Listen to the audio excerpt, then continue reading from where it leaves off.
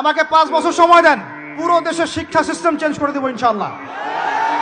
Play group থেকে play group থেকে নিয়ে মাস্টার্স পর্যন্ত এমন শিক্ষানীতি প্রণয়ন করা সম্ভব যে আমাদের বাচ্চারা একদম প্লে থেকে মাস্টার্স পর্যন্ত বাংলা, ইংরেজি, অঙ্ক এবং জেনারেল সাবজেক্টগুলোর সাথে কোরআন হাদিসের একটা অপূর্ব সমন্বয়ে পড়াশোনা করবে ইনশাআল্লাহ।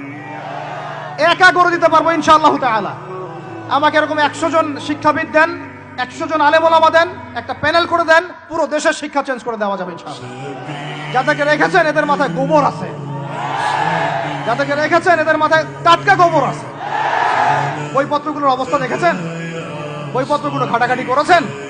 সমকামিতা প্রমোট করছে আমাদের দেশের মধ্যে, ট্রান্সজেন্ডার প্রমোট করছে আমাদের দেশের মধ্যে, আমাদের বাচ্চা কাচ্চা কচি কাঁচা বাচ্চাদেরকে শারীরিক শিক্ষার নামে যৌন শিক্ষা দিচ্ছে। এগুলো আমাদের মুসলমানদের শিক্ষা? এটা চলতে থাকলে দেখবেন অচিরেই কোনো মানুষ বাচ্চাদেরকে স্কুলে পাঠাবে না, এটা অরুচি ধরে যাবে। তখন কি হবে? কোটি কোটি স্কুল, কলেজ, বিশ্ববিদ্যালয়ে খা খা করে পড়ে থাকবে, কেউ পাঠাবে না ওখানে। তখন মাদ্রাসা থেকে মানুষ ঝুঁকবে আরো বেশি।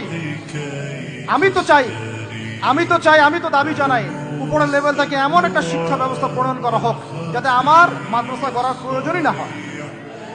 আল্লাহ পাক আমাদের সবাইকে বোঝার তৌফিক দান করেন।